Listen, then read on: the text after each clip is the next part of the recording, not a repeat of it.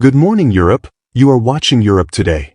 In a recent development, NATO chief Mark Rutte says tensions between Europe and the United States over trade issues under President Donald Trump will not affect the alliance's collective deterrence. Rutte also dismissed any notion that Europe could abandon its security relationship with the US. NATO's Secretary General said a European defense strategy without Washington would be a silly thought. We have to stay connected, Rutte told reporters, citing geopolitical threats, including Russia.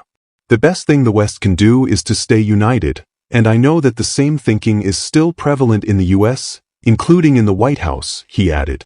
Rutte made the comments after Trump has often accused Washington's NATO partners of not spending enough on defense and threatened not to protect them in case of attack. Many European members of the bloc have recently moved to raise their defense spending to 2% of their GDP, NATO's current minimum recommendation. However, Trump demanded an enormous hike last month, calling for spending of 5% of their GDPs. While Rutte said European defense without the US will not work, he stressed that Trump-instigated trade tensions will not get in the way of our collective determination to keep our deterrence strong. There are always issues between allies. It is never always tranquil and happy-going, Rutte said. Trump has rocked some of Washington's closest partners by announcing 25% tariffs on imports from fellow NATO member Canada and threatening to do the same to the European Union.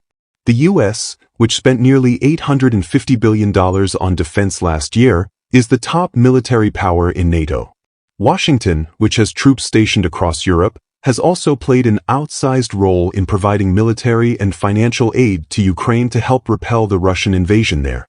But Trump has previously questioned the U.S. commitment to NATO's collective defense policy, which states that an attack on one member of the alliance is an attack on all members. Soon after beginning his second term on January 20th, Trump also froze almost all foreign assistance as part of his America First agenda, pausing billions of dollars in global funding, a move that could affect funding for Ukraine. On top of the trade threats and aid cuts, Trump has also threatened NATO member Denmark by pledging to take control of Greenland, a self-governed Danish territory.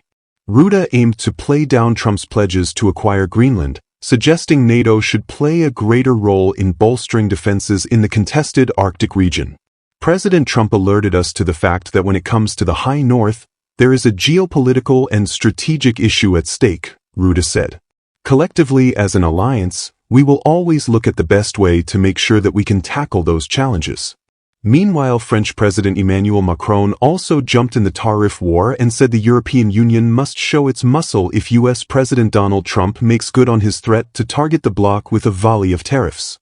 If we are attacked in terms of trade, Europe as a true power will have to stand up for itself, Macron said. The leaders of the EU's 27 nations were huddling in the Belgian capital with Britain's Prime Minister and the head of NATO to discuss efforts to boost Europe's defenses faced with an aggressive Russia, as Trump demands that American allies spend much more. But the discussions were overshadowed by the US leaders' decision to slap tariffs on Canada, Mexico, and China, with Trump threatening to target the EU next.